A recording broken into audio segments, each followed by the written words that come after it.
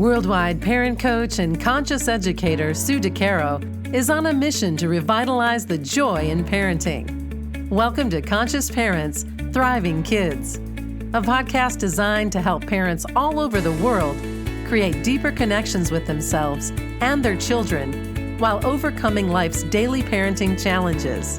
Listen in if you want to bring more laughter, love, and enjoyment to your home life. Welcome to Conscious Parents, Thriving Kids, a place for all things parenting. I am your host, Sue DeCaro. Summertime is such a great opportunity for our kids to explore, be curious, and really have a chance to grow and thrive. But many times as parents, we become fearful of what our children might do over the summer if they're not scheduled tightly, or perhaps we worry what their technology use will look like, especially if they have a lot of downtime. Is this something that you think about as summer is approaching or as you've already began your summer? Are you concerned that your kids won't have enough to do? I know many parents that I work with through my coaching practice are worried, and that is what led to this discussion. Summer is such an exciting time. It's a time when children don't have as much structure, which offers them the opportunity to create, to be creative, to explore, to find options that they can do and sink their teeth into that they might not have during the regular school year. The question I always hear from parents, or hear frequently, is how do I keep my kids off technology all day long? Regardless of the age of your children, this is a huge opportunity to open the discussion with them from a place of curiosity. I can remember one summer myself when one of my kids was in high school. She literally watched a whole series on Netflix every single day. The next summer, when we were discussing options, I politely said, I know one thing that you will not be doing this summer, and that is watching Gossip Girls on the couch all day long. And I laughed. Luckily, she laughed too. But bringing humor into that was really important to me to create a scene of expectation of what was not going to be this particular summer. And it went over well. I tried not to let fear get in the way of that planning. I tried to look at the schedule and the opportunities for her as just that, opportunities. Empowering our kids at any age to take part in the choices in front of them as summer approaches or as we are knee-deep in summer makes a huge difference for all ages. They need to be part of the planning, in my opinion, because the more involvement they have, the more they buy in to whatever it is we're planning. So, for example, here are some questions that I believe help to get our kids engaged. You could ask, I'm curious what your plans are for the summer, perhaps for an older child. How would you like to manage your time? What would you like to participate in this summer that would spark your interest? How do you plan to keep your studies and your reading going this summer?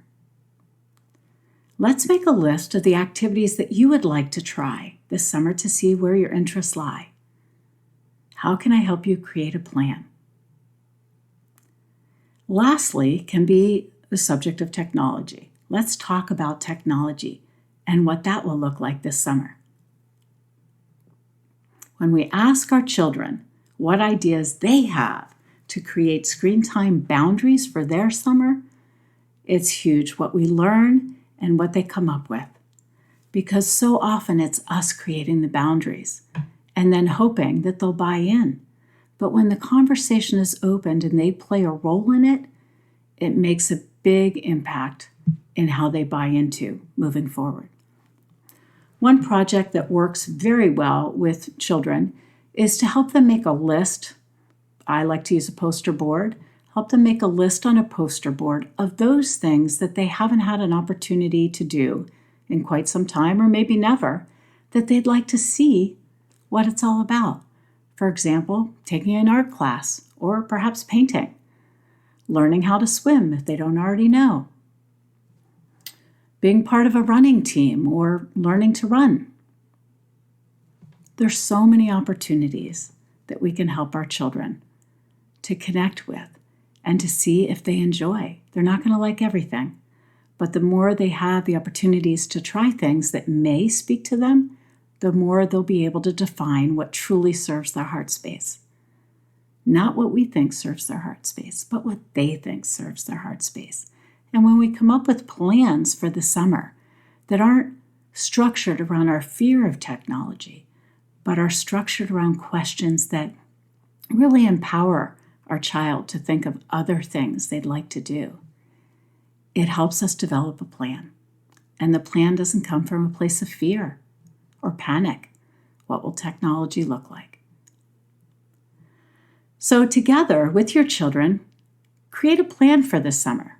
Continue to create a plan as you are in the summer, one that offers them a balance of perhaps scheduled time and unscheduled time, and perhaps technology time. Once you have a plan that your children have been part of creating, take a deep breath and allow it to run its course. If you see that the plan is not working, or your children have too much unscheduled time that they don't seem to know what to do with, or they complain they're bored, then come back to these questions. What else would you like to do with your summer? What type of skills would you like to learn or hone in on? And that's how we create more opportunities. You might have to name a few things or think of a few things to get the conversation started. Baking, cooking classes are always fun. So empowering our children at any age to be part of this discussion really helps them to feel seen, heard, and valued, something that every child craves for. They're much more likely to be committed to a plan if they were responsible for helping to create it. So with that, I wish you a wonderful summer and lots of plans that seem to work for you and your family. Give it a try. Thank you for joining me. Remember, every moment is a new moment for conscious connections. Thanks for listening to Conscious Parents, Thriving Kids.